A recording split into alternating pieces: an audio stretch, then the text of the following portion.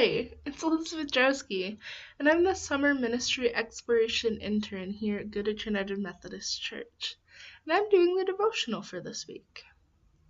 Have you ever been so focused on everything that has to happen that you lose track of what's really going on? Or maybe you really complicate things, but on accident.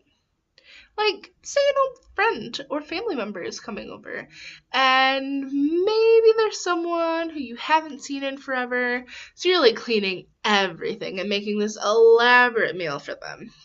And they get there and you're still working on it.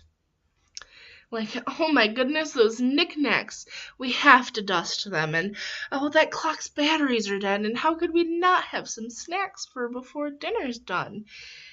And then you look over at the couch or at the dining room table and you see this guest. And then you see someone else who lives in the home. And they're just chit-chatting, talking away, relaxing, getting to see each other, visit. And you just, your blood might be boiling at that point, and you're like, how dare they? How could they? Do they not see how much we have to do? And they're just sitting there chit-chatting, shooting the breeze. That's a pretty common feeling.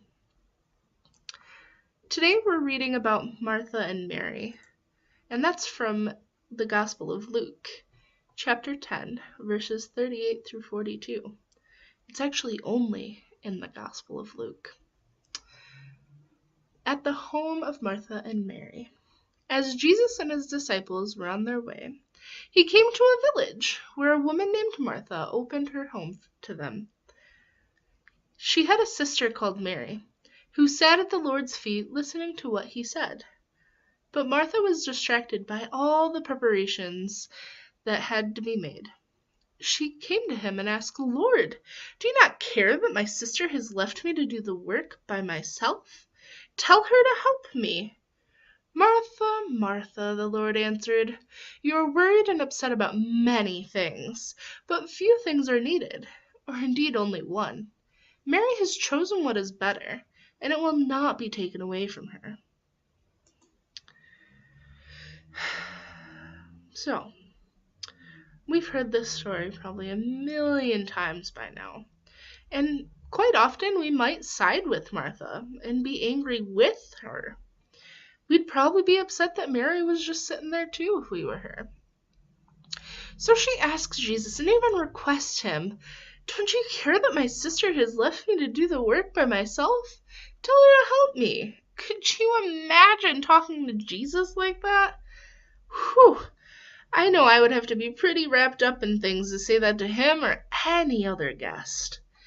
And he's so gracious too, you know? He could have went off if he wanted to. It's not like Jesus to do that, but he tells her, "Martha, you are so worried about so many things, when you should really only be worried about one. What do you think that one thing could be?" Well, he says right after, "Mary has chosen what is better." Jesus didn't ask for food, and I doubt he cared if their house was clean. All Martha really had to do to be hospitable is to offer a simple meal. But she felt it necessary to go all out, like we tend to complicate things as well. But he came to talk to them, obviously, because he was okay with Mary at his feet, which was traditionally a man's place, as women were expected to be cooking and cleaning, much like Martha was. But Martha was so absorbed in what is right to the world and doing these things because she has to, rather than she wants to for him. And I feel if she wouldn't have said anything about it, or about Mary, Jesus wouldn't have said anything to Martha about being worried. But because she was so distracted by what she thought was needed and was so concerned and focused on her assumptions and desires, her work for Jesus distracted her from sitting and receiving or being present with Jesus.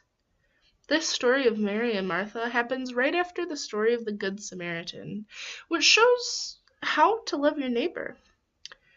And it's no surprise that really Martha's story comes after, as it's about how to love God. In their own ways, neither Mary nor Martha were wrong in the way they loved Jesus. But it's up to them and ourselves to discern what is the right thing to do at the right time. As in Deuteronomy chapter 8, verse 3 says, "He humbled you, causing you to hunger, and then feeding you with manna, which neither you nor your ancestors had known, to teach you that man does not live on bread alone, but on every word that comes from the mouth of the Lord." There's a time to be busy, and there's a time to sit and listen. But busyness proves nothing, while sitting at his feet shows everything. Please pray with me. Dear Lord, just like Martha, we may tend to get wrapped up in all that we have to do in this busy life. Thank you for loving us, even when we overcomplicate and lose track of why we are doing things. When our minds are spinning with whirlwinds of worries, remind us to take a deep breath and focus on you, so that we may stop ourselves from saying or thinking things that counter our original motives. Thank you for being so patient with us. Amen. All right. Thank you. Have a great week, everyone.